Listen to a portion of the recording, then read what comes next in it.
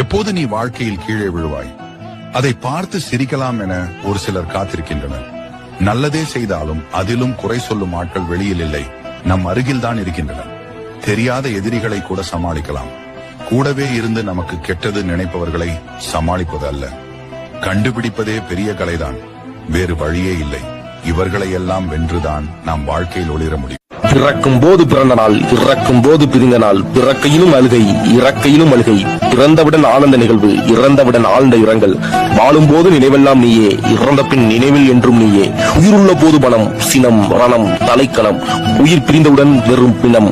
இவ்வளவுதான் வாழ்க்கை. வாழும் போதே அனைத்தையும் அனுபவித்து அனுசரித்து வாழ்ந்து விடுங்கள். கஷ்டம் நஷ்டம் இருந்தாலும் இஷ்டப்பட்டு வாழ்க்கையை வாழுங்கள்.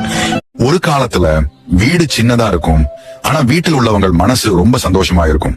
ஒரே வீட்டுக்குள்ள பல தலைமுறைகள், ஒரே சமையல், ஒரே சிரிப்பு, ஒரே பிரச்சனை. ஆனா ஒருத்தரும் தனியா இருந்ததில்லை.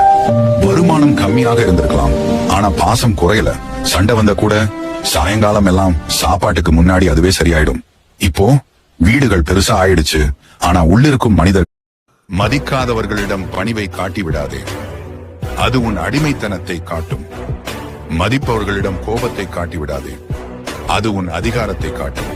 அன்பு காட்டுவது போல் நடிப்பது, பொழுதுபோக்குக்காக நம்மிடம் பேசுவது, தேவைப்படும் போது மட்டும் நம்மை தேடுவது, இவ்வாறுதான் இருக்கிறது சிலருடைய உறவு. சில நாட்களுக்கு அவர்களிடம் பேசாமல் இருந்து பாருங்கள். பொய்யான அன்பு காட்டுபவர்கள் உங்கள் வாழ்க்கையை விட்டு கரைந்து போய் விடுவார்கள். உண்மையான அன்பு கொண்டவர்கள் உங்கள் வாழ்க்கையில் நீடித்திருப்பார்கள். உன்னை நம்பு, உன் உழைப்பை நம்பு, உன் முயற்சியை நம்பு.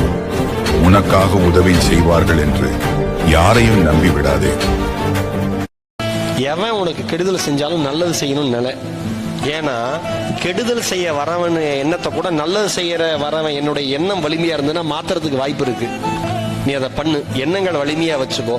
ஒத்த எண்ணமுடைய மனிதர்களை ஒன்று சேர்த்துக்கோ. வாழ்க்கையில ஜெயிச்சிடலாம். எங்க அம்மா அடிக்கடி சொல்லிக்கிட்டே இருப்பாங்க. சிந்தனை மட்டும்தான் சார். நீங்க சிந்தனை தெளிவா இருந்ததுன்னா, நீங்க போக்கஸ்டா இருந்தீங்கன்னா என்ன வேணா சாதிக்கும். எதையோ நிரந்தரம் நினைச்சு அழைச்சிக்கிட்டு இருக்கும். மற்றவங்களை என்னால சமாதானப்படுத்த முடியும், எனக்கு என்னோட துக்கத்துக்கு சமாதானம் கொடுக்க முடியல. நான் மனிதாபிமானம், நேர்மை, கருணை இதெல்லாம் தான் ஒரு ஆன்மாவுக்கு கடைசி வரைக்கும் கூடவா. இதை புரிஞ்சுக்கிறதுங்கிறது கொஞ்சம் கஷ்டம்தான். வாழ்க்கையில் இன்னும் வெற்றி பெறவில்லை என்று வருந்தாதே. நேர்மையான வழியில் நடக்கிறோம் என்ற திமிரோடு நடைபோடு. யாரையும் வீழ்த்தி முன்னேற வேண்டும் என்ற அவசியம் உனக்கில்லை. உன் உழைப்பும் உண்மையும் உன்னை ஒரு நாள் உச்சத்தில் ஏற்றும். பிறரை காயப்படுத்தாமல் நீ வாழும் ஒவ்வொரு நொடியும் ஒரு வெற்றிதான்.